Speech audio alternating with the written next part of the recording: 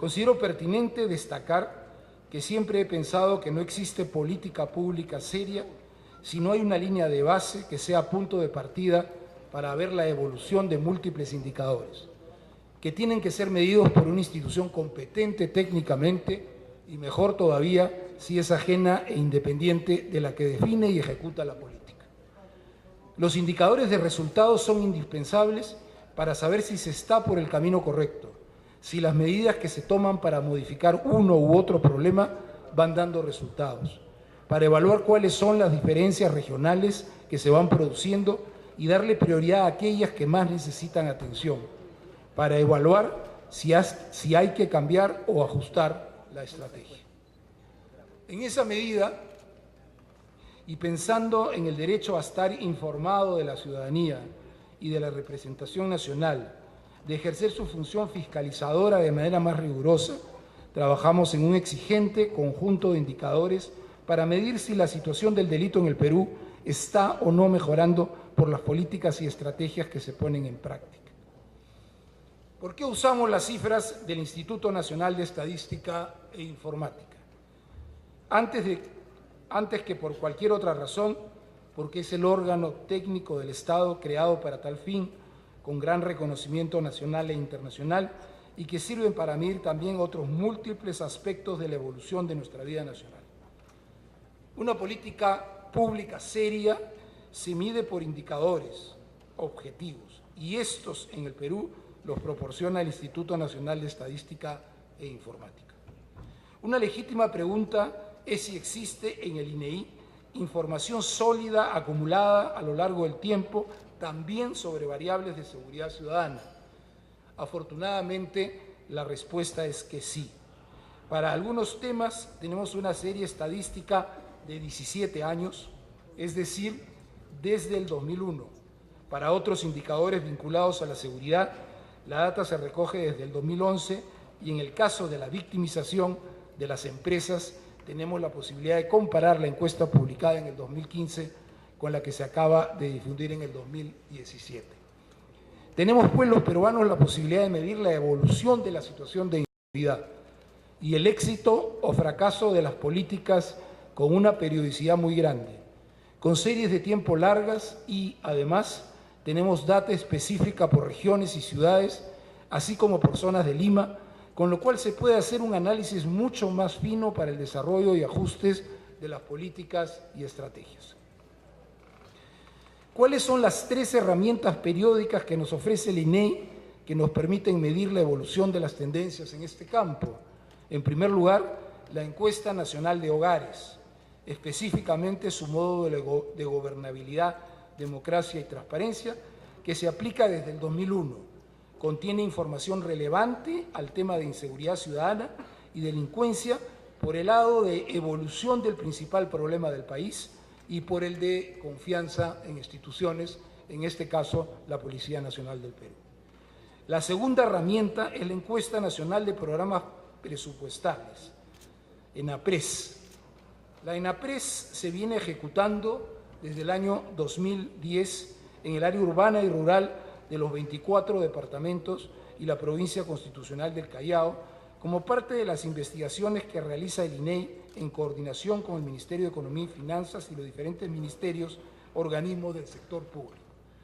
Con la ENAPRES tenemos información valiosa de una larga estadística sobre evolución de victimización, revictimización, percepción de inseguridad, percepción de patrullaje en el barrio, actitud frente a la posibilidad de denunciar un delito, formas de protegerse del delito, entre otras.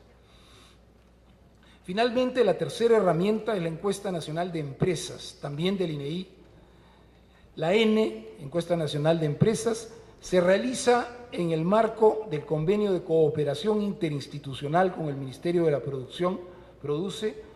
La primera hizo su trabajo de campo en el último trimestre del 2014 y la segunda hizo el suyo entre el 12 de diciembre del 2016 al 28 de febrero del 2017. La N 2006 se llevó a cabo en los 24 departamentos del país y en la provincia constitucional del Callao, teniendo como muestra 19.800 empresas 10.397 en Lima, cuyas ventas netas sean superiores a las 20 UIT. Una pregunta legítima que me anticipo a responder es por qué, si también tenemos data sobre la evolución de las denuncias policiales en comisarías, no usamos esa como la herramienta para medir la evolución de la situación. La primera razón es que es mejor que sea un tercero técnicamente competente y no la propia institución a ser evaluada la que proporcione información que valide o no su trabajo. La segunda razón es universal y se acentúa mucho en el Perú. Tiene que ver con lo que se llama la cifra negra o hueco negro, es decir, la distancia que hay entre los hechos realmente ocurridos y la denuncia correspondiente. Como en muchos otros lugares del mundo, la inmensa mayoría de los delitos no se denuncian en el Perú. De hecho, solo el 14% de los delitos se denuncian. Por tanto, la única forma de medir el universo enorme del 86% restante es usando las herramientas que se aplican ya en muchísimos países y que el INEI ha desarrollado acá con tanto profesionalismo. Si usásemos solamente las denuncias y su evolución, cometeríamos un error, ya que una cifra tan baja de denuncias, como digo, 14% solamente, tiene poca representatividad del problema nacional que tenemos, que es 6 veces mayor al que representan las denuncias. De hecho, incrementar el porcentaje de las denuncias hasta por lo menos 25% a la mitad del gobierno es un objetivo que nos estamos proponiendo. O sea, si dentro de un año y medio hemos subido las denuncias hasta ese porcentaje, habremos logrado un objetivo importante, ya que, como se ve en la gráfica que mostramos, el 31,3% no denuncia porque considera que es una pérdida de tiempo y el 14,3% simplemente dice que no confía en la policía. Es decir, si nosotros aumentamos el nivel de denuncias, quiere decir que la población está confiando más en la policía, no necesariamente que hay más delito. En ese sentido, lo que mide la cantidad de delitos cometidos es la victimización. No existe otra herramienta que nos aproxime más al problema y su magnitud. Vuelvo sobre eso más adelante. ¿Cuáles son los indicadores que nos hemos autoimpuesto modificar y en qué proporción a mitad de gobierno, es decir, a fines del 2018? Veamos algunos de estos indicadores. Aumentar a 34% el porcentaje de los ciudadanos que dicen que hay vigilancia policial en su barrio. Aumentar a 42.000 el número de policías en comisarías. Aumentar a 32% la confianza en la PNP. Reducir la percepción de inseguridad a 75%. Reducir la tasa de victimización de personas a 24%. Reducir a 10,5% el número de personas víctimas de un robo. Reducir a 5,5% el número de personas víctimas de un robo con arma de fuego. Reducir en 40% los homicidios atribuidos al sicariato. Reducir de 6 a 0 las capitales de región con más de 25% de empresas víctimas de extorsión. Quiero por eso ahora hacer una rendición de cuentas ante la representación nacional y el país de cómo esas cifras han ido evolucionando a 10 meses de los 30 que nos planteamos como primer hito. Sobre qué estrategias específicas de respuesta hemos planificado en función de incidir en ellas. Ahora bien, empiezo esta rendición de cuentas que se me pide con esta pregunta, por la lámina que puesta la percepción de inseguridad que tiene la población, cifra medida regularmente como todas las demás por el INEI. Y sobre esa cifra, para que no quede duda de que yo pueda tener algún nivel de triunfalismo o ingenuidad sobre la realidad que vive la población, se observa con nitidez que estamos cercanos al 90% de la población que se siente inseguro. Nos hemos propuesto así reducirla al 75% a la mitad del gobierno. Es decir, a solo el 25% de los peruanos diciendo que se sienten seguros dentro de un año y medio. Con todo derecho, ustedes se preguntarán por qué nos planteamos una meta tan poco ambiciosa. es que en realidad es muy ambiciosa. La experiencia internacional en la materia indica que la percepción de inseguridad, que es un sentimiento legítimo de los ciudadanos, disminuye mucho más lentamente que cualquier indicador objetivo de victimización. ¿Por qué la percepción de inseguridad es tanto más alta que la de victimización y por qué demora mucho más en reducirse, aun si la victimización comienza a bajar, como hoy es el caso del Perú? Las razones son múltiples. La primera es que si hace un año 1 de cada 3 señalaba haber sido víctima de un delito y eso ha bajado a 1 de cada 4, para todo fin práctico, en cada familia sigue habiendo una persona que ha sido víctima del delito en un año. No hay, por tanto, nada que festejar en casa. En segundo lugar, porque el delito es un hecho traumático, es violento, es ofensivo, nos daña física, moral y psicológicamente y nos deja con una sensación de desprotección que perdura en el tiempo. La tercera razón para que la percepción de inseguridad ciudadana se mantenga muy alta es la impunidad. La terrible sensación de que los delincuentes no son castigados. En eso estamos también tratando de cambiar y tenemos la expectativa que se empiece a sentir poco a poco, porque creo que estamos consiguiendo niveles de sanción mayores y más frecuentes para los delincuentes. Ese es además el mensaje profundo y subyacente del programa de recompensas que tantos éxitos viene teniendo en capturas concretas. Ese es quizás el logro más potente de los megaoperativos, transmitir que no queremos impunidad y que para eso estamos trabajando. Sin perjuicio de lo dicho, no hay que olvidar que los éxitos de la policía deben ser luego respaldados por el Ministerio Público y el Poder Judicial. No es, pues, la percepción de inseguridad ciudadana una actitud histérica de la población, como dijo un ministro en el anterior gobierno, sino la legítima preocupación de los ciudadanos por un problema muy importante que los sigue afectando de una manera lo suficientemente traumática como para sentirse legítimamente inseguros. Ahora bien, quiero presentar a continuación un conjunto de cifras que sí han mejorado de una manera razonablemente importante en estos pocos meses. Luego presentar algunas cifras que han avanzado poco y otras que nos preocupan en el Ministerio por su evolución desfavorable y para lo cual estamos tratando de poner estrategias que puedan revertir esa tendencia. En el balance que hacemos, ¿por qué mejoran algunas de las cifras sobre seguridad ciudadana y lucha contra el delito? ¿Por qué empieza poco a poco a ceder como el principal problema del país? En el balance que hacemos, creemos que las cifras han mejorado, en primer lugar, porque la gente es más consciente del problema y toma más precauciones. O sea, la sociedad se autoprotege. En la lámina que mostramos ahora, vemos cómo las medidas de autoprotección han subido en los últimos meses, siendo las más recurridas la de la formación de juntas vecinales con fines de velar por la seguridad. Pero también hay vigilancia particular, sistemas de alerta comunitaria, entre otros. Una segunda razón es porque empiezan a rendir frutos esfuerzos de mejora en las estrategias de seguridad de múltiples municipios y de la propia Policía Nacional del Perú, esfuerzos que incluso nos preceden en varios casos. En tercer lugar, porque se han mejorado algunas normas muy importantes y en eso, como he dicho en reiteradas oportunidades, agradezco al Congreso de la República por habernos apoyado con las facultades extraordinarias para seguridad y también por haber aprobado la reforma constitucional que permite la detención policial por 48 horas en el caso de delito de infragrancia y por 15 días para crimen organizado.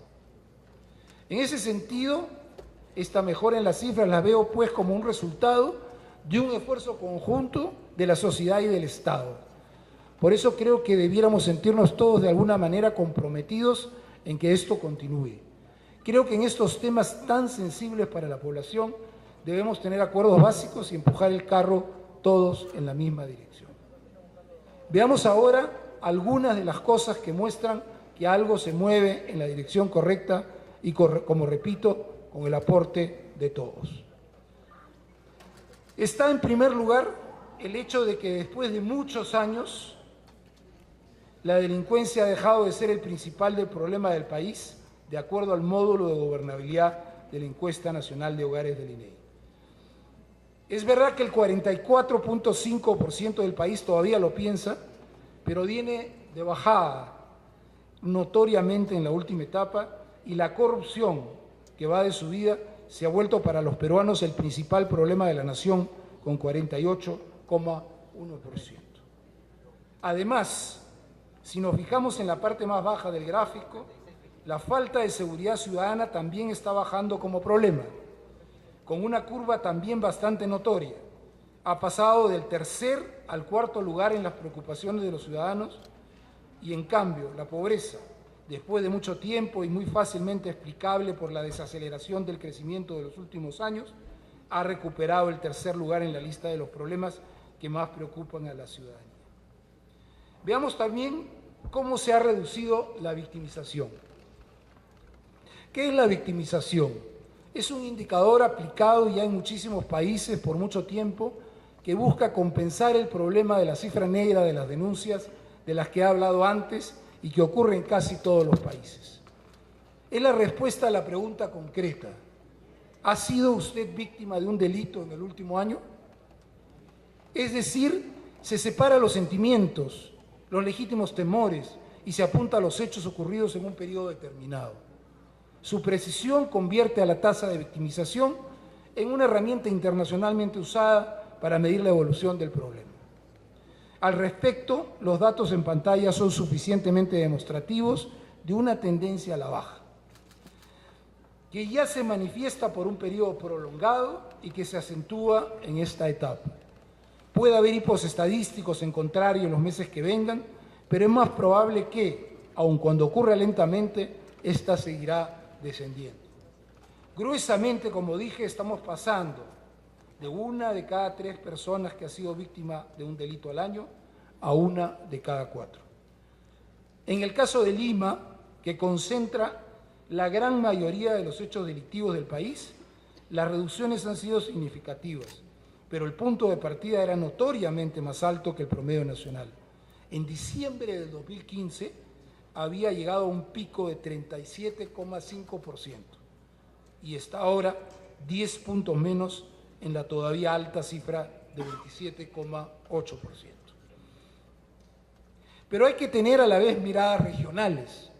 No en todos lugares las tendencias evolucionan de manera uniforme y por tanto una política pública tiene que encontrar en los datos y en sus tendencias información útil para actuar. Por ejemplo, en un país en el que la tendencia a disminuir la victimización es muy importante, esto no está ocurriendo notoriamente en Tacna y en el Cusco, donde las cifras superan la barrera del 40% de la victimización.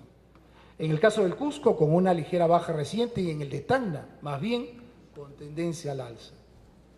Nosotros, en los análisis regulares de estas cifras que hacemos con el Comando de la Policía, identificamos que las causas fundamentales de que Tacna y Cusco muestren una realidad tan disímil a la del resto del país tiene que ver con la masiva presencia de turistas que vienen con dinero y se convierten en atractivo para los delincuentes. Estamos trabajando en planes especiales para ambas regiones. En general, siendo el crimen un negocio del mal, se mueve hacia las regiones donde por diferentes motivos hay más dinero que antes.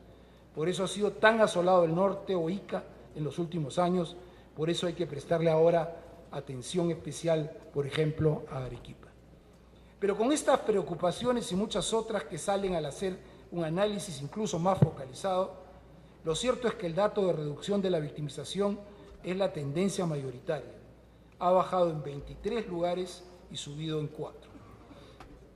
Un indicador vinculado al anterior, pero incluso más importante, que da cuenta también de una cierta disminución del fenómeno delictivo del país, es la revictimización.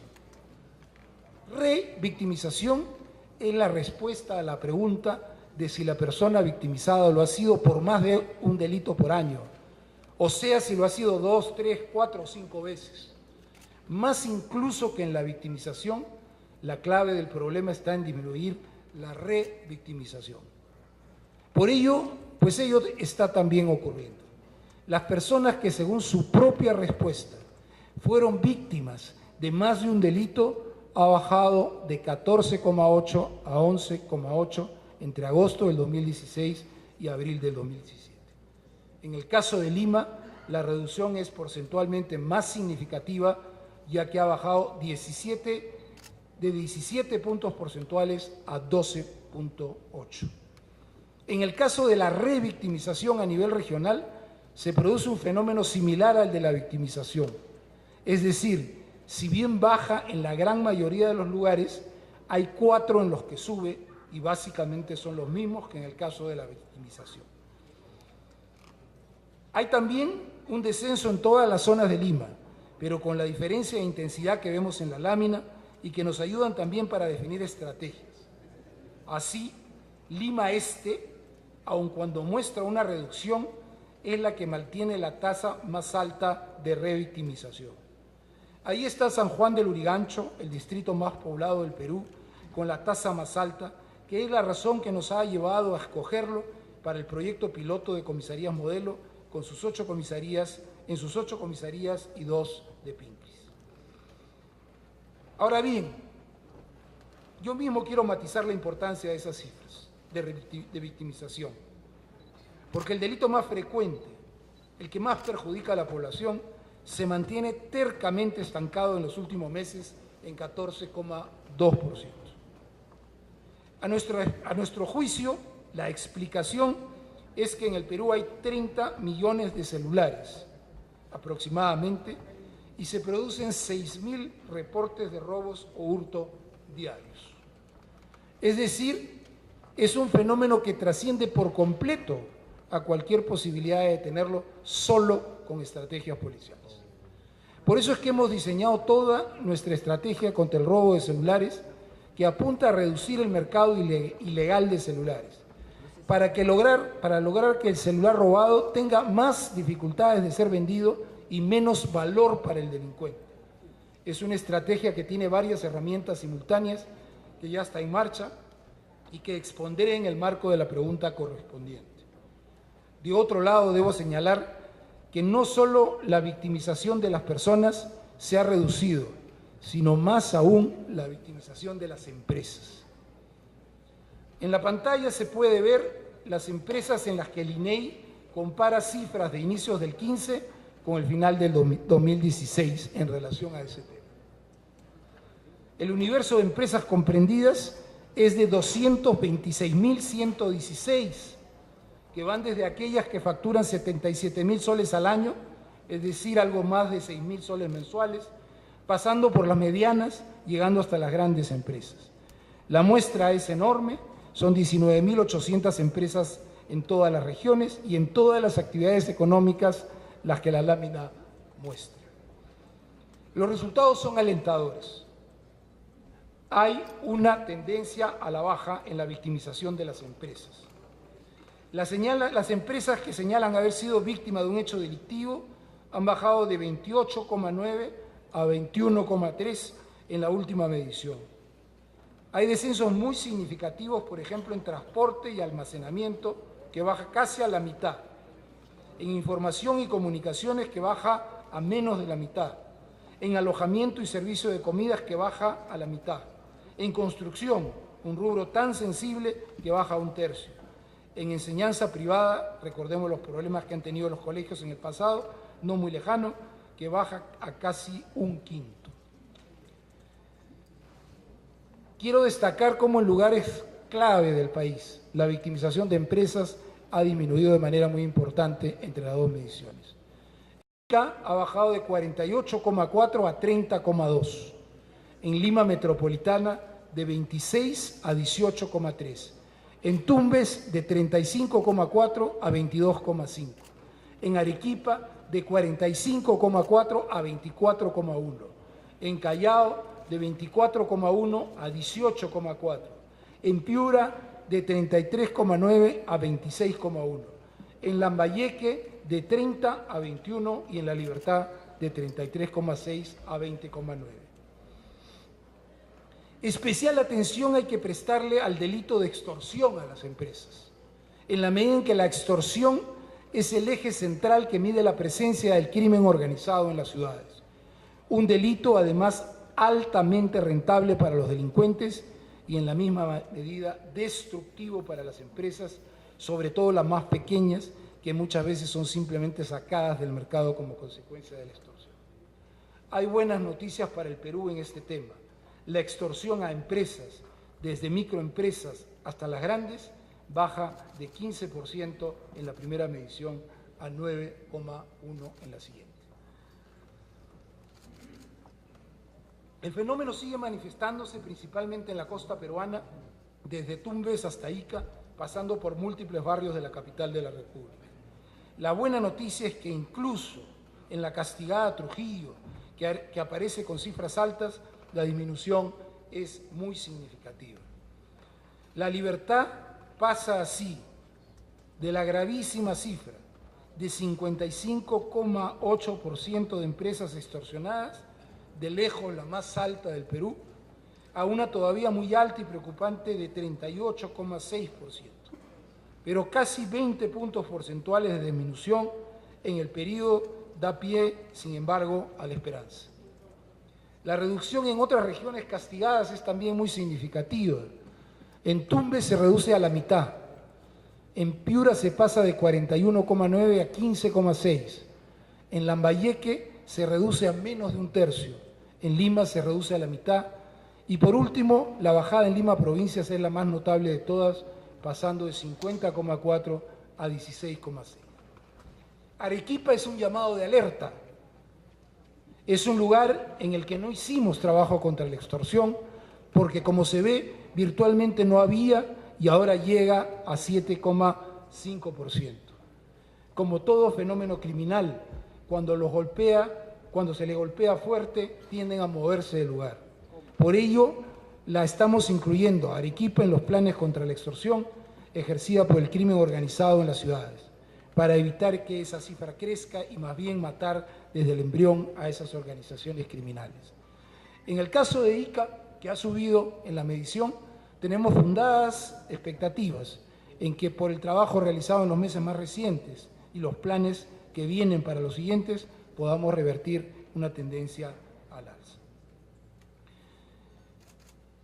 Si nosotros cruzamos la variable de reducción de la extorsión, que es la más significativa, con empresas individuales, que casi por definición son las más pequeñas, y las reducciones que ha habido por regiones en los niveles de extorsión, la conclusión que emerge sin dificultad es que los niveles de extorsión se han reducido casi a la mitad en el promedio nacional en aquellos lugares donde hemos hecho los mega operativos. Creo que es útil y pertinente dedicar unos minutos aquí a explicar la lógica que hay detrás de esta estrategia de los mega operativos contra el crimen organizado. En el inicio de la actual gestión del Ministerio se establecieron criterios para la focalización de los esfuerzos en la lucha contra el crimen organizado y las economías ilegales, principalmente en la franja costera de Tumbes hasta Ica. Frente a este panorama se hace necesario monitorear tanto aquellos factores que generan oportunidades para las actividades delictivas como aquellos que facilitan la comisión de delitos y la propia evolución del fenómeno delictivo, a fin de generar estrategias efectivas orientadas a combatirlos. ¿Qué es un megaoperativo?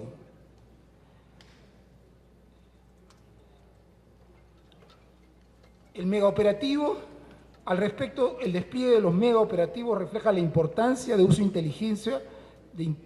uso intensivo de inteligencia humana y tecnología para la lucha contra el crimen organizado. La desarticulación de peligrosas organizaciones criminales es producto de meses de investigaciones lideradas por los equipos de inteligencia de la Policía Nacional y el Ministerio del Interior. Asimismo, implica contar con un cuerpo de élite debidamente capacitado y sometido regularmente a pruebas de polígrafo, encargado de la investigación operativa. El trabajo conjunto con el Ministerio Público, principalmente con las fiscalías especializadas en criminalidad organizada, es también una piedra angular de esta estrategia. En este aspecto es necesario resaltar la labor de las fiscalías especializadas por la criminalidad organizada, liderada por el doctor Jorge Chávez Cotrina. Implica, por supuesto, el respeto constante al debido proceso y de los derechos fundamentales. La respuesta de este gobierno muestra que una respuesta enérgica frente a este problema no necesariamente es una respuesta violadora de la ley, sino una respuesta que de manera inteligente y efectiva permita la capturización de las personas involucradas en actividades criminales. El despliegue para la ejecución de una operación compleja como un megaoperativo es un trabajo arduo de varios meses de preparación que consta de 4 fases. Recolección de información de 15 a 90 días aproximadamente, apertura de la carpeta fiscal de 15 a 30 días aproximadamente, operaciones especiales de inteligencia de 15 a 45 días aproximadamente y ejecución misma del megaoperativo de 1 a 2 días. Mucha más información en detalle se puede obtener en nuestra página web especializada megaoperativos.com. Finalmente se puede ver acá un cuadro resumen de los resultados cuantitativos de los megaoperativos contra el crimen organizado. Se han desarticulado 62 peligrosas organizaciones criminales y se ha detenido a 803 personas. Además, se tiene entre los principales resultados la incautación de aproximadamente 1.801 armas de fuego, alrededor de 1.304.000 municiones, cerca de 2.804 equipos electrónicos útiles para la investigación, dinero en efectivo por sumas importantes. Se tiene planificado continuar con esta medida y cumplir con la meta de 100 megaoperativos hasta la mitad del gobierno, perdón, acá hay un error, hasta final de año, por lo menos, y así contribuir con la disminución de la victimización en estas regiones. Adicionalmente, debo destacar que, dada la peligrosidad de los detenidos y la fuerza de los indicios para cada uno de ellos, de manera individualizada, se consigue la detención preventiva en más del 90% de los casos. Retornamos a los indicadores del INEI y a las metas que nos hemos propuesto. Como dijimos antes, no todos los indicadores se vienen reduciendo tan significativamente como el de victimización de empresas o personas. Hay algunos que lo hacen mucho más lentamente. Así, robo de vivienda, que llegó a su pico reciente de 5,8% de viviendas afectadas, se ha reducido al 5% en abril del año 2017. Ha mejorado también, pero muy lentamente, los indicadores vinculados a la actuación policial. Así, los que confían suficiente o bastante en la Policía Nacional los encontramos al asumir la gestión en 19,1, se nos cayó hasta 17,8 en octubre para iniciar ahí una tenue recuperación y llegar al 19,7, cifra claramente insuficiente. Finalmente, hay cifras que nos preocupan y que tienen que ver con la segunda parte del comentario que hice, en el sentido de que, si bien hay una disminución en algunos casos significativa de los hechos delictivos, hay un indicador que nos alarma por su evolución negativa en el periodo. Me refiero específicamente al incremento de los robos con arma de fuego. El total de personas víctimas de delitos en abril llega al 26,4% de la población, es decir, podemos ver una tendencia decreciente. Pero de esas personas que sufrieron algún tipo de delito, se pasa de 8,8% a 10,4% los que lo fueron bajo la amenaza de un arma de fuego. Es decir, tenemos que cada vez hay menos víctimas de delito, pero una proporción cada vez mayor de esas víctimas debe enfrentarse a una situación de peligro por arma de fuego. Por eso es que estamos desarrollando una estrategia integral contra las armas ilegales. El primer componente lo podemos hacer gracias al Congreso de la República y las facultades delegadas. Se ha clarificado y especificado el tipo penal de porte de arma ilegal. Hoy en día, el solo porte de arma ilegal es un delito inequívocamente castigable con prisión efectiva, que con los agravantes puede llegar a 15 años. En segundo lugar, se ha facilitado la obtención de licencias y la renovación para portadores de armas legales. Es muy importante señalar que esta gestión reivindica el derecho de los ciudadanos a portar armas legales para la legítima defensa personal, la cacería y la práctica deportiva. Cambiamos el reglamento de la ley que regula el tema, ello en la medida en que se había distorsionado la ley creando prohibiciones y limitaciones que no estaban previstas en la norma del Congreso. Hoy existen 186.315 licencias vigentes o dentro de los plazos legales de renovación. Si bien todos los plazos de renovación se han vencido, hay la voluntad de la SUCAMEC de seguir recibiendo armas que no tienen licencia para ser internadas en la SUCAMEC y evitar todo tipo de problema a sus propietarios. Otra medida muy importante es haber incorporado en el programa de recompensas una de 5.000 soles para cada persona que provea información de algún portador de armas ilegales. Por último, se están realizando operativos inopinados en zonas donde se presume que, por diferentes razones, circulan personas con armas ilegales. Termino aquí mi respuesta a la segunda pregunta señalando lo siguiente. Como en todos los campos de la política pública, quien está a cargo de ella tiene que usar indicadores. Le sirven no para la complacencia, sino para la evaluación, ratificación o rectificación según el caso. Lo conseguido es aún poco e insuficiente a los ojos de la ciudadanía, lo sé, pero tengo la profunda convicción de que estamos todos juntos contribuyendo a que paulatinamente este problema disminuya de manera significativa. El compromiso multisectorial de todo el Estado, la participación de la sociedad, la continuidad y la perseverancia en las políticas son, como en todos los campos, las claves para obtener resultados mucho más importantes hacia el futuro.